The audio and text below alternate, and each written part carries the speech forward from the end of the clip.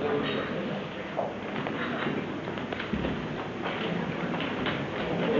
very much. Good afternoon, everybody. Thank you all for coming. It's great to be here. Honestly, a special thank you to Mike for inviting me. It's great to be here, Mike. I was doing a talk this morning in Worthing, which is my hometown, with another group who are organising an event there for parents.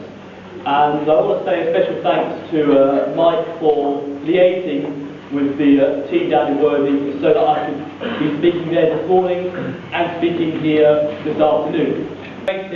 And also to see how you can use or turn that specialist interest into maybe a job opportunity or a business opportunity. And I would say to any young person, if I was 20 years younger, I would say to myself to actually think about my interest in cars or whatever and see how I can develop a career or a job or a business related to that interest. Because, you see, one thing that used to happen to me when I had an interest in cars is my parents' friends would speak to me and ask me, what is your recommendation? I need a people carrier. What do you recommend? And also in 1997, my parents needed to replace their old Ford Orion with another second-hand car. And I had quite a bit of knowledge that was useful to them. And I recommended Peugeots as good driver's cars. So they bought Peugeot 405. And ever since then, they've only ever had Peugeots.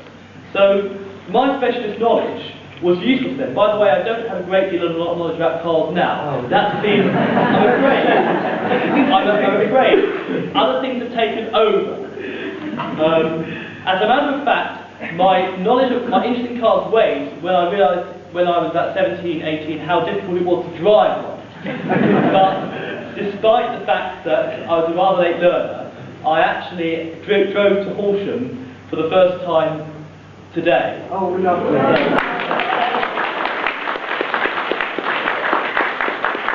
This is the first talk I've delivered where I've actually driven to the talk. All the previous ones, it was either walking distance, bus or train.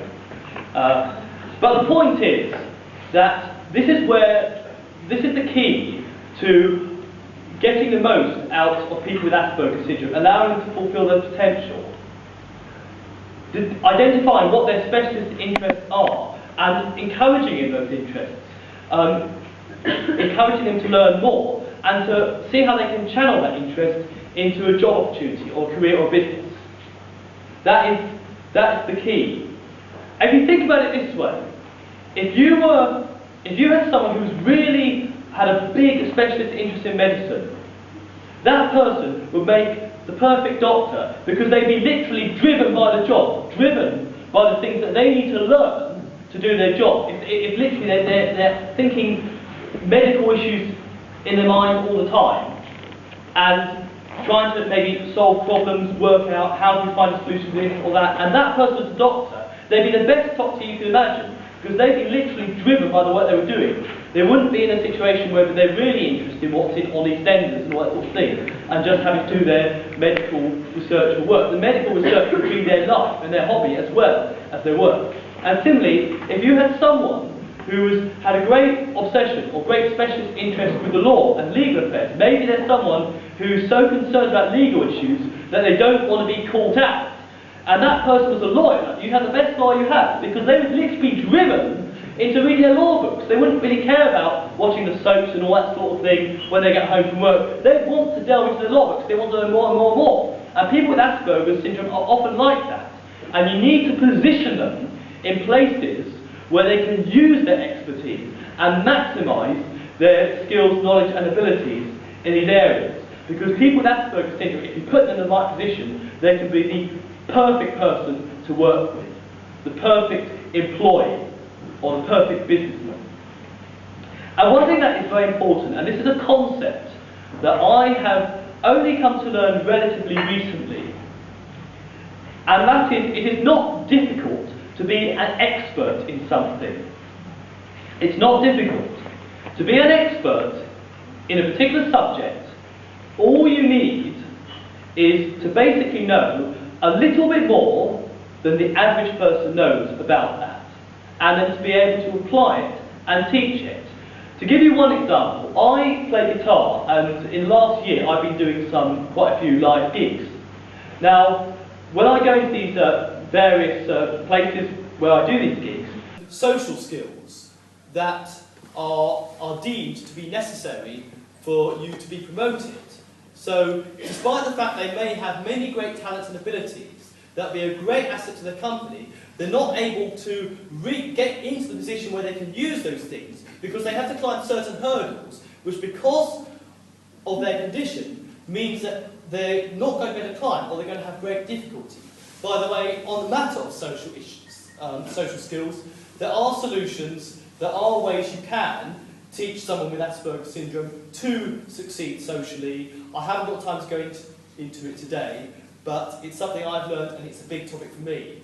But the point of this is, there's many cases where we might need to allow people with Asperger's Syndrome to bypass certain hurdles and almost adjust the jobs, almost create jobs especially for them, so we can find a job that maximises their strength and they don't have to worry too much about their weaknesses. Because if you do that, you will make the most out of people, you will enable them to fulfil their potential in their job, in their life, in whatever situation we're talking about.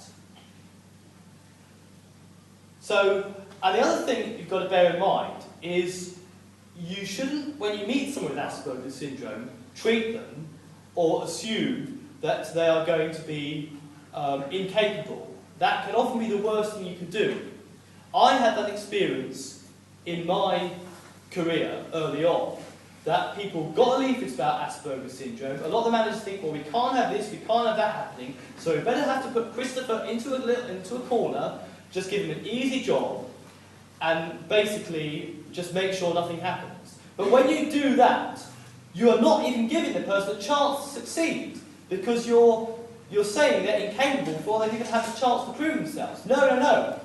Assume that they can do everything, assume that everything's going to be okay, but be prepared to make provisions and make adjustments when they become necessary. And there are all kinds of things, all kinds of situations where that can happen, and it's going to be different for each person. Not everyone with a condition is the same, and you may think, well, that's silly, that's stupid, why does he need this help here, why does he need this allowance? You have to just accept it. They may not even be able to explain themselves, or they may not have time to do so.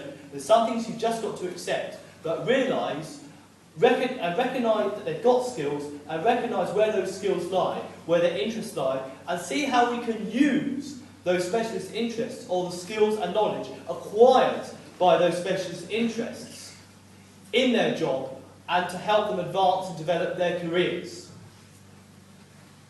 So, what I would say, to kind of round this off now, is that the key to someone with Asperger's Syndrome contributing to society is to identify their areas of expertise and skills based upon their interests and passions, and developing these, positioning them in areas and in situations where their acquired knowledge is going to be sought after, and enabling them to become an expert in their field, whether it's a job or whatever situation you're talking about. That, I believe, is the key to enabling people with Asperger's Syndrome to fulfil their potential. Now, I think I've said everything I need to say, so I'm going to round this off now. But I want to first of all say thank you for coming here, thank you for hearing me speak. My name is Christopher Woodward. I have a website. It is www.aspergerstalks.com, and on the website you can find a link to my Facebook page. I'm on Twitter, LinkedIn and YouTube as well.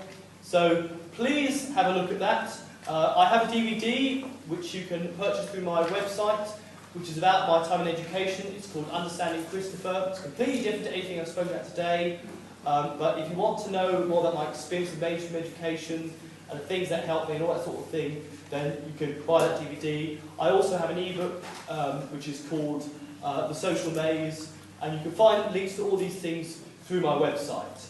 But finally, I'd like to say a great thank you to Mike for inviting me here. It's great to speak. Thank you all for listening so well. Have a good afternoon.